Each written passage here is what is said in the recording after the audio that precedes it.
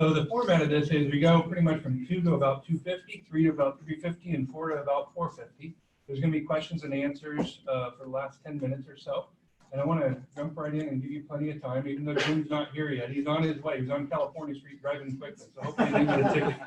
But we'll start out with you, Tom. Very good. I've known Tom for a number of years. I've had my MBA class go down to his store before, and he's just a stand-up guy. He's a deacon in his church. He used to help fly B-52s. And he has quite an amazing background in the military before he came here to get a Chick-fil-A. So we're grateful for you to be here. Thank you very much. So I gotta move the microphone, and you gotta let me know if it gets too loud. You could ask my mother; she'll tell you the volume comes from 3 years of being colic when I was a baby. So when most mothers endure maybe a couple of weeks or months, she endured 3 years of that. And my wife, who's sitting back there, can attest that I'm probably still colicky a little bit. So the best way to start this is I got to ask you the question. And this is really where we need to challenge ourselves. If somebody were to come up to you and say to you, what is your story? Could you tell them your story? Could you help them to understand not only who you are, but how you got where you are today? Could you do that? And the reason I say that is because I always go back in my own mind and even in my own life to the idea that I'm just a kid from Brooklyn. And so let me give you a little bit of what I'm talking about, and then we'll move forward to where I am today and how a little bit of that journey. I've got to do this relatively quickly, so I'm going to leap forward quickly, as you'll notice, but I want you to get the highlights. So I was born and raised in Brooklyn, New York, a cradle Catholic, went to St. Bridget's, which was right down the block. We literally had to walk to church kind of thing. Went to PS 86, which is a public school, half a block from my house. And there were 7 of us that lived in 4 rooms. Not 4 bedrooms, but 4 rooms in this apartment in Brooklyn. And there wasn't a lot of money, but everybody in that community was fairly poor, so it didn't matter. You were one of everybody else. And when everybody else is kind of like you, it doesn't seem odd or different. But then when I got to high school, for whatever reason, and my father passed away 7 years ago, even on his deathbed, I said, please explain to me the move. I don't get it. So in 1975, he decided that he was going to move the entire family from Brooklyn, New York, and picture all of that dynamic in your head, to a little tiny town, which is still very little, in southern Arizona. So I went from all that is offered in New York. We used to have field trips to Manhattan.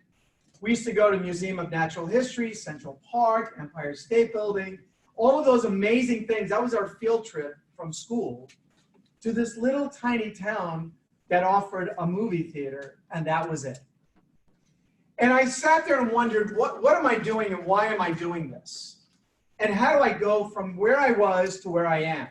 And then to make matters worse, and maybe some of you can relate to this, after making this dramatic move from New York to Arizona, my father was laid off.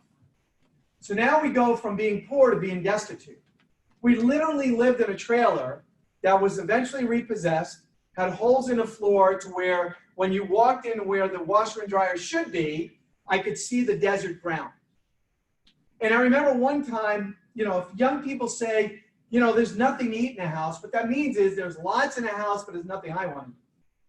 But when I tell you there was nothing to eat in the house, and this is kind of gross, I get that. But I can remember one day walking in and opening a cabinet, and the only thing that was in there was a nest of roaches.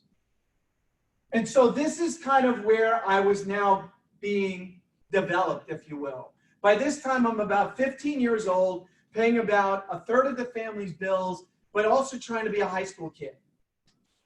And as I'm trying to be a high school kid, I'm going through the throes of what everybody else does in high school, trying to meet somebody, and I met somebody. I met Lisa in 1977. So we've known each other as of August for 42 years. And yes, she's still with me. So there's a special place in heaven for her because she's had to put up with me. And so here we met. And if there's anything I got from that, I would say that is probably the only reason I was there. Because there's really nothing that brings me back to that location. And so by the time I was in my junior year, I was a failing student. Literally couldn't pass history, barely passed the other courses, because I was trying to balance life. And I'm assuming that most, if not all of you, can recognize what that means. You try to balance life. But how do you do that when you're trying to pay bills as an adult, be a kid on the baseball team, and just trying to do the typical high school stuff? And how do you do that? And so I failed my junior year. So now I'm going into my senior year, and I vividly remember this moment. I walked into the cafeteria, and for some reason I decided that I wanted to get into AP English. And somehow one of the instructors found out about that. And at that time, as they still do, teachers often work other jobs to make a little bit more money. And he happened to be working the register in the cafeteria. And I went up to pay for my lunch at the register, and he said to me, "Hey, Tom, I hear that you're thinking about getting into AP English. Is that true?" And I said, "Well, I was thinking about it." He goes, "Don't waste anybody's time, especially ours. You don't belong there. In fact, you're going to be lucky to get through high school. Just accept that fact, and you'll be happier for the rest of your life." And he said this as loud as I just said it in a cafeteria. And I sat there and thought about that for a minute. And you know, when you're hit with something like that, your thought is, what if he's right? What if I am just a poor kid from Brooklyn that was transplanted to this place where I can't seem to get my footing? What if he's right? What do you do with that? And then all of a sudden, out of nowhere, and I literally mean out of nowhere, one of the teachers named Dorothea Brown, and I will never, ever, ever, ever forget her name, comes up to me and says, "Tom, you're going to be in my class, AP English." And to this day, I have no idea how she found out about me.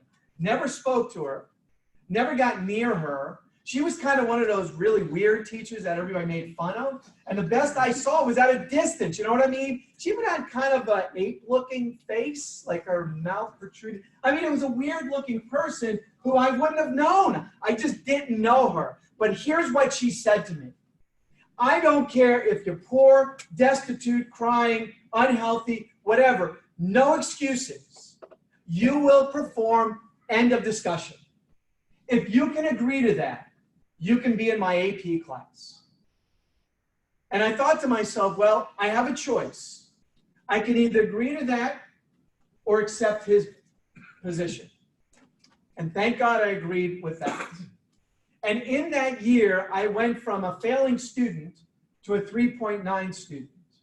And I graduated to some level with honors, if you will. From that point forward, and I say this not in a braggart way, so please don't hear that. Since that time, I've earned 5 college degrees, including 3 masters. And I would love to go back to that teacher and say, remember when you dismissed me? The real question is, how many others did you dismiss that listened to what you said and agreed with you? How many did you do that to? The more important question is, how many other Miss Browns are out there that grab somebody and say, no, I don't care what everybody else is saying, you have value and you're going to do that. She was so impactful. When I went to college the very next year, when you go in an English class and they say, just write something because they want to see where everybody is. What's your talent? What's your skill set? And I wrote a paper. And afterwards, the teacher said, I need to talk to you after class, Tom. So I'm thinking he's going to put me in like some basic class for not very bright people. And I'm really thinking that because I'm still stuck where this other guy was. And he comes up to me and he says, you had Miss Brown for English, didn't you? I said, yes, I did. How do you know? He said, I could tell by your writing. You talk about an impactful person. That's amazing. The second part of that story is, what is your gut telling you for where you are and where you want to be? The other part of my story goes back to 2nd grade, when for whatever reason, no military in my family, no flyers in my family. The only time we ever went to an airport was to pick up my grandmother when she happened to be traveling somewhere. Other than that, nowhere were we found. And in that gut, I decided I wanted to fly airplanes for the Air Force. And to this day, I can't tell you why. But as I grew up, There were teachers along the way who allowed me to kind of nurture that a little bit. Fast forward, I graduated from college, University of Arizona, joined the military, flew B-52s as a navigator, and then retired as a colonel after 26 years. And in the throes of all that time, I always found myself in a position where, more importantly, I could be that Miss Brown to somebody else. And so part of the challenge when you approach it from a Christian perspective or a faith-based perspective, however you want to say that, you always look for the opportunity of not what somebody did to you negatively, but you look for the positive influence and say, how can I replicate that? Because along the way, whenever somebody would help me and I would turn to them and say, how do I thank you? Invariably, they would say to me, just do what I did for you for somebody else. And so my whole thing has been development. I did it in the Air Force, I do it in the church, and I do it in Chick-fil-A now. And the only reason I'm in Chick-fil-A, it's not because I have this grand desire to own a restaurant, because if anybody's ever worked in one, that's hard work. People can be pretty, let's say, interesting. Let's just use that word, okay? They can be very interesting. And so it's really not for that, but rather what we do in the restaurant is we grow and nurture young people who we ensure they understand that we view you not just as a worker, but as a young professional who are starting their career. And the foundation starts here and now. And then we grow them from the time they come in, some as young as 14 years old, to the time they leave us, with the idea that if you leave us to go to just another restaurant, we have failed. But rather, you leave going out and up. Now, I could tell you a lot more than that, but my partner is here, so I'm going to leave him some time, and then I believe we'll start questions at about 2:35, 2:40. If you have any additional, let me know. Thank you.